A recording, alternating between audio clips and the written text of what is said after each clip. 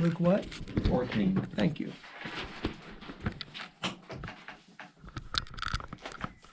Wonderful chapter. So I know we've looked at this a number of times. We're going to look at it in a different light tonight. Actually, we're just going to read it and then turn away from it to something else in the Old Testament. But 25 through 33. Okay, 2 verses each. Candy, ready? Now great multitudes went with him, and he turned and said to them, if anyone comes to me and does not hate his father and mother, wife and children, brothers and sisters, yes, and his own life also, he cannot be my disciple.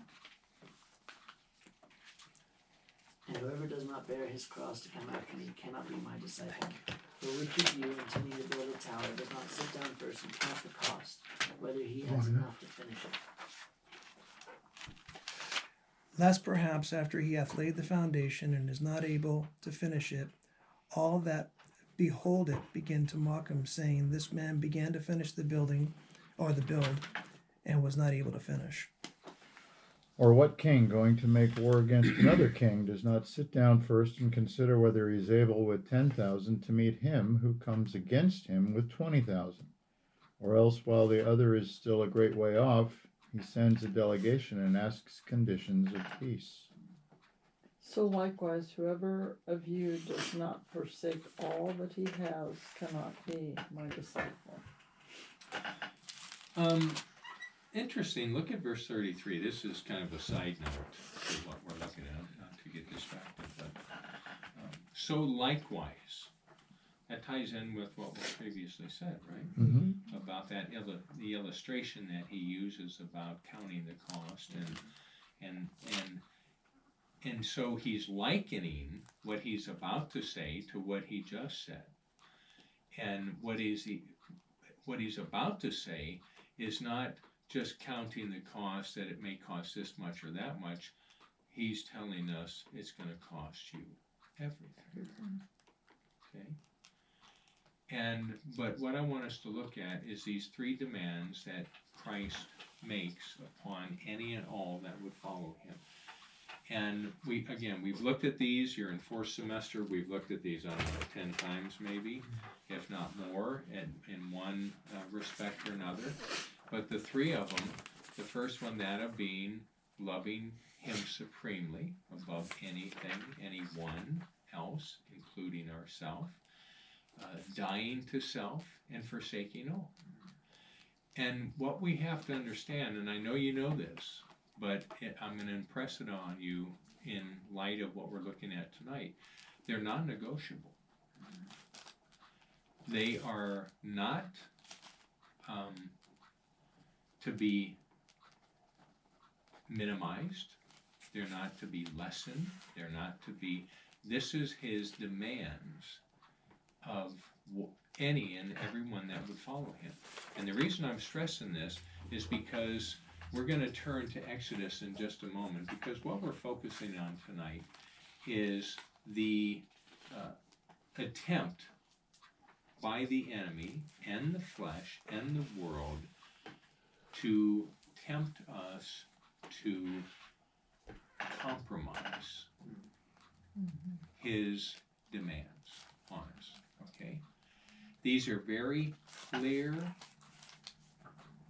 concise demands, not to be delineated at all, to be, this is it, and yet, my goodness, how little, if at all, the church even talks about these. And so obviously they have been compromised, haven't they? But this is true for any and everything concerning God's Word, is that Satan, the world, and our flesh will in some way, shape, form, or fashion try to get us, and ourselves try to get us, to compromise these. To think that we can negotiate with God. Well, I can give up most things. No. He says, forsake everything. Well, I can love him most of the time. No. you're to love him supremely all the time. They're not things that we can bargain with God about. These are not bargainable commodities, right? And yet the enemy and all of us, to one degree or another, at some time in the past and maybe at the present, I should say, compromise in these areas. And we succumb to that attempt to compromise something that is non-compromisable. Okay? And so the Old Testament, we're going to look at Exodus chapter 3, and everything in the Old Testament has been accurately recorded. And places, events, people, so on and so forth, actions, inactions, of obedience, disobedience, and yet with all of that, it also serves to us as a wonderful book of illustration of New Testament truth. And one other thing I want to point out to you, and that is that even though everything in the Old Testament is accurately recorded, not everything is God's truth in Old Testament and New Testament. Okay, let me explain. Not everything in the Bible is God's truth, meaning that it accurately records Job's responses to his suffering, such as, I wish I were dead because then there would be no remembrance. Well, it accurately recorded that, but that is not God's truth. There is conscience in the grave, okay? And so, do you understand what I'm saying? Okay. And that's where the Jehovah's Witnesses and others go awry when they come up with this doctrine, soul sleep and other things, that when you're dead, you're just kind of have no conscience whatsoever. And the Bible teaches quite the opposite, doesn't it? You're very quite aware of what your surroundings are. Okay? So, let's go to Exodus chapter 3. And this is going to be the foundation. It may seem as we're reading through this, it doesn't have anything to do with what, but really the focus of what we want to look on and the foundation for the other verses in Exodus that we're going to be looking at is in verse 18, the latter part of verse 18, where we're going to read the whole chapter, okay? And at another point in time, we'll come back to this, not today, but another teaching will come back to this, because one of the things that comes out here is the excuses that Moses offers for not doing what God calls him to do. And it's a wonderful lesson for us, because like Moses, we offer excuses for not doing things. But that's another time. Let's take 5 verses each. Sean, start us off. 5 verses each. We're going to read 1 through 22. Now Moses kept the flock of Jethro, his father-in-law, the priest of Midian, and he led the flock to the west side of the desert and came to the mountain of God, even to Horeb. And the angel of the Lord appeared unto him in a flame of fire out of the midst of a bush. And he looked, and behold, the bush burned with fire, and the bush was not consumed.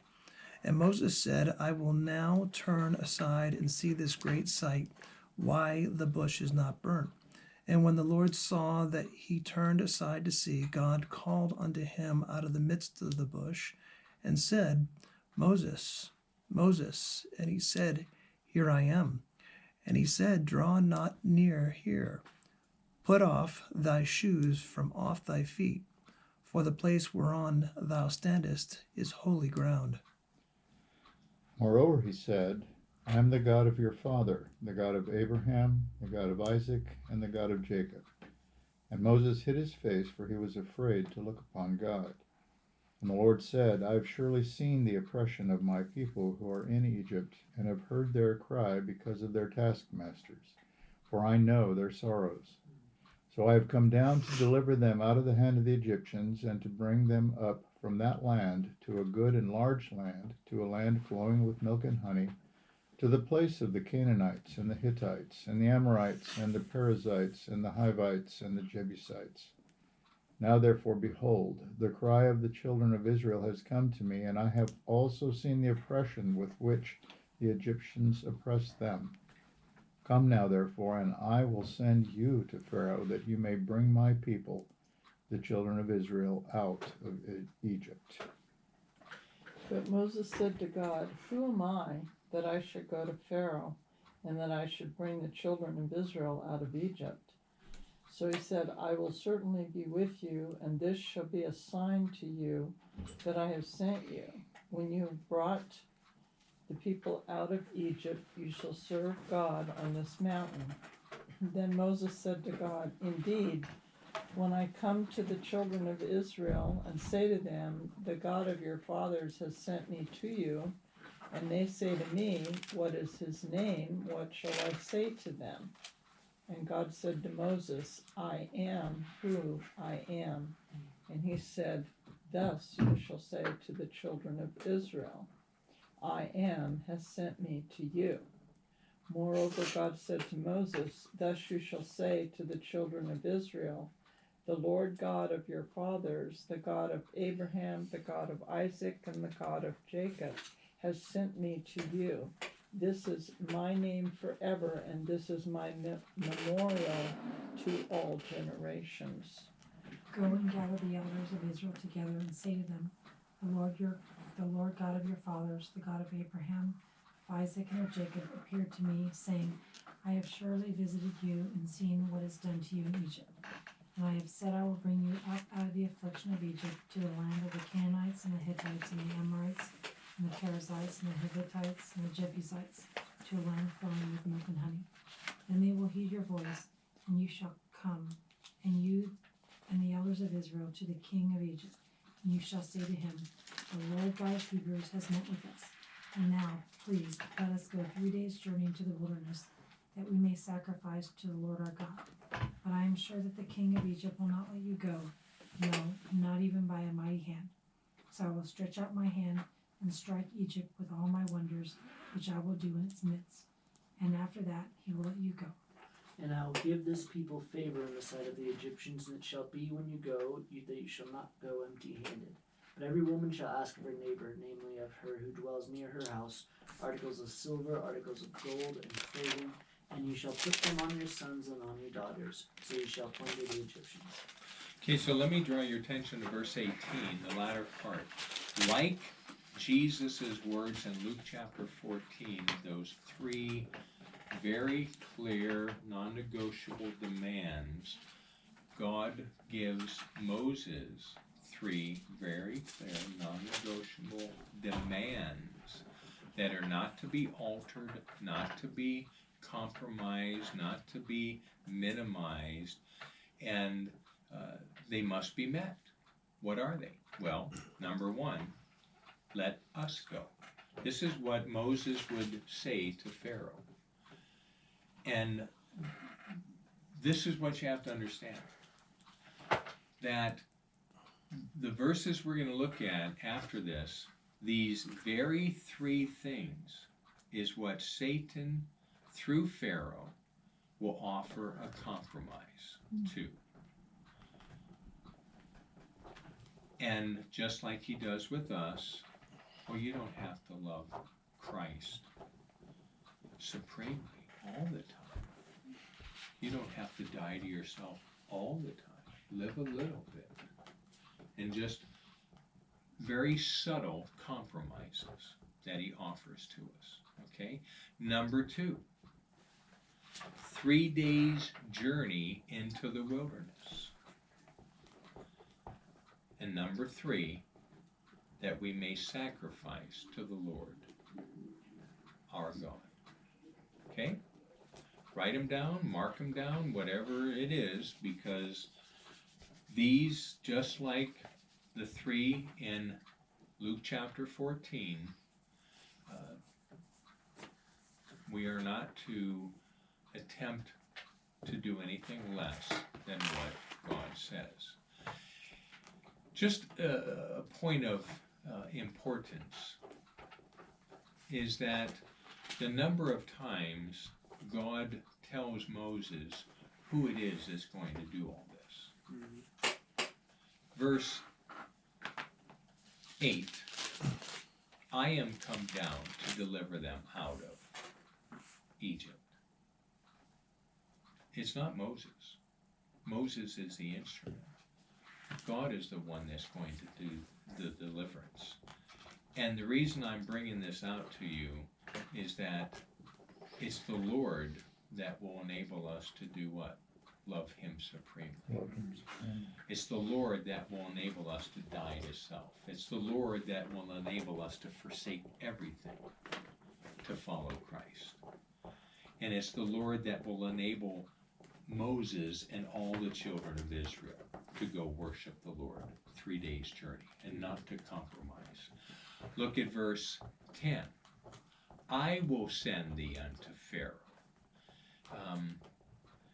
Verse 12. Certainly I will be with thee. And this is repeated over and over and over again. And it's not until this became settled in the heart of Moses that he became fearless. You have to understand that Moses was going up against the most powerful man in the world, who could have at just a snap of a finger or a wave of a finger or by a nod or whatever sign he would give one of his men in his court, could take the head off of Moses. And it's being brought to that place that Moses was after all the excuses were addressed, that he was fearless, where he trusted the Lord in what he said. So with that in mind, remember those 3 things, right? Let us go. That means all of them. Not part of them, not most of them, not some of them, but all of them, all the children of Israel. Number 2, to sacrifice to the Lord. And number 3, 3 days' journey into the wilderness. Okay? Let's jump over to chapter 8 now. Another thing